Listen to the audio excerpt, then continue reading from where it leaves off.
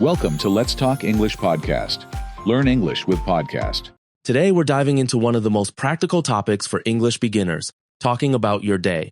Paul, why is learning daily routine vocabulary so essential? Great question, Emily. Discussing daily routines helps learners communicate about their lives, making English immediately useful. These verbs and phrases come up in nearly every conversation, so mastering them builds confidence quickly. Absolutely. And for our listeners, this is a perfect way to start forming basic sentences. Before we jump into the specifics, can you share how this topic can help with fluency? Of course. By practicing these routine phrases, learners develop patterns they can adapt. For example, once you can say, I wake up at 7, you can easily change it to, I eat breakfast at 8, and so on, allowing you to describe your actions throughout the day. Let's start at the beginning of the day, the morning routine.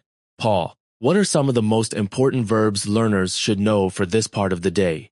The basics include wake up, get out of bed, go to the bathroom, brush my teeth, and wash my face. These actions are universal, so they're easy to relate to no matter where you live. I like to think of the morning routine as a sequence, almost like following steps in a recipe.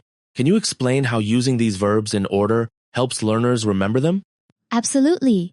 When you link actions together, I wake up, then I get out of bed, then I brush my teeth, it creates a story in your mind. This storytelling approach is proven to improve memory retention according to language acquisition research. After getting ready, most people head to the kitchen for breakfast. What are some useful expressions for this part of the day, Paul? Make breakfast, have breakfast, and talking about what you eat or drink like, I have coffee and toast, or I eat fruit. These are simple, but they're foundational for discussing food and meals. And it's interesting how breakfast foods vary globally, yet the verbs stay the same. For example, make breakfast works whether you're making cereal or miso soup. Exactly. The verbs are flexible. Plus, talking about food is a great way to connect with others and share a bit about your culture, too. It can spark interesting conversations in language exchanges. Once breakfast is done, it's time to get dressed.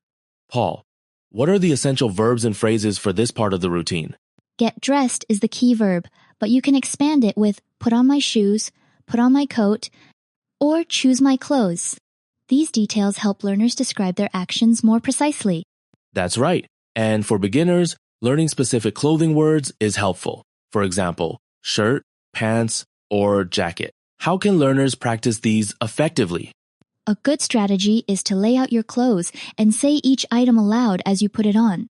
Repetition in real-world context reinforces vocabulary and builds confidence. Now, let's talk about leaving the house. What phrases should learners use to describe this transition, Paul? Leave the house and go to work or go to school are core phrases. You can also add details like put on my coat before you leave or specify where you're headed, such as I go to the office or I go to the library.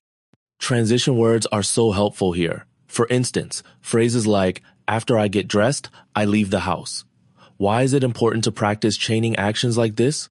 Chaining actions helps build more natural sentences and improves narrative skills.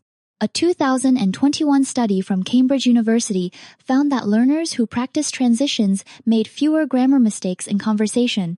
Let's move into the main part of the day work or study. What verbs are most common when describing these activities, Paul?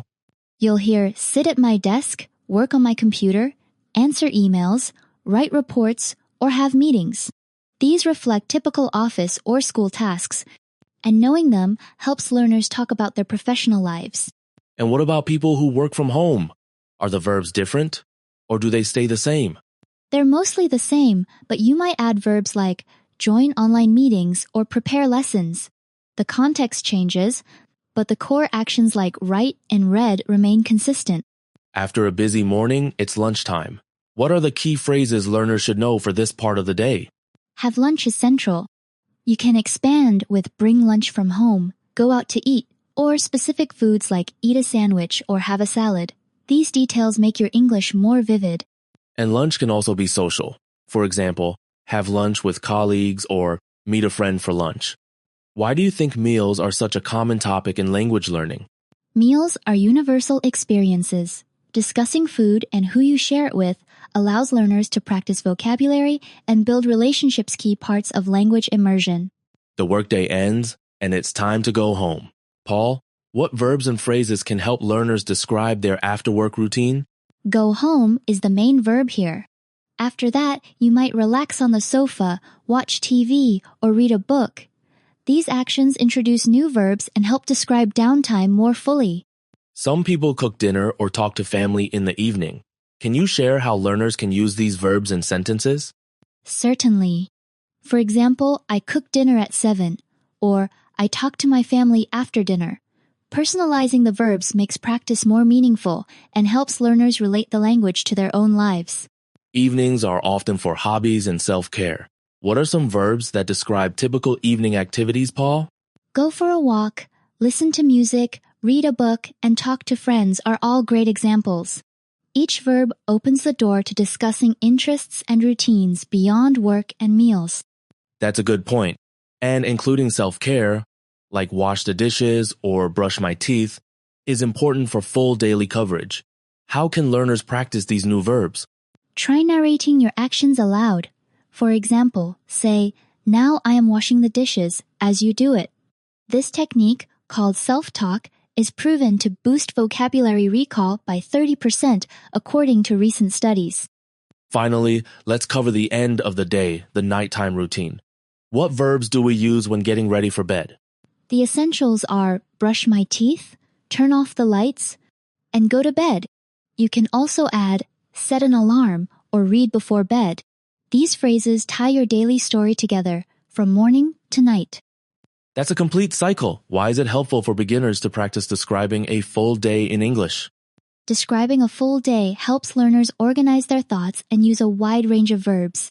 It also prepares them for real conversations where they'll often be asked about their daily life.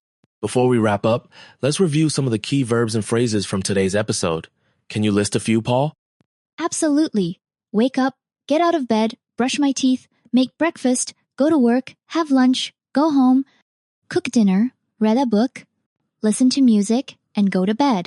That's a great list. To our listeners, try using these verbs to describe your own routine, either by speaking or writing. Even just a few sentences a day can make a big difference.